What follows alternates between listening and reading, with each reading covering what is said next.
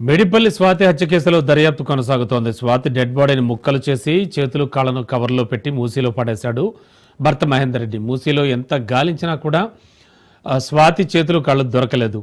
10 కిలోమీటర్ల వరకు గాలించిన ప్రయోజనం లేకుండా పోయింది. మూసీ ప్రవాహం ఎక్కువ ఉండడంతో శరీర భాగాలు కొట్టుకుపోయాయి. మరోవైపు వికారాబాద్ జిల్లా కామారెడ్డిగూడలో స్వాతి బంధువులు ఆందోళనకు దిగారు. మహేందర్ రెడ్డి ఇంటి ముందు ధర్నాకు దిగారు. వికారాబాద్ జిల్లా కామారెడ్డిగూడలో స్వాతి తల్లి స్వరూప సంచలన వ్యాఖ్యలు చేశారు. తన కూతుర్ని చంపినట్టే తన అల్లును కూడా చంపాలన్నారు. అప్పుడే తమకు మనశ్శాంతి దొరుకుతుందన్నారు. లేకపోతే తన కుటుంబానికి మళ్లీ ప్రమాదం ఉంటుందని తల్లి స్వరూప ఆందోళన వ్యక్తం చేశారు. తన కూతుర్ని నరికినట్టుగానే అతను కూడా ముక్కలు ముక్కలుగా నరికి చంపాలని డిమాండ్ చేశారు.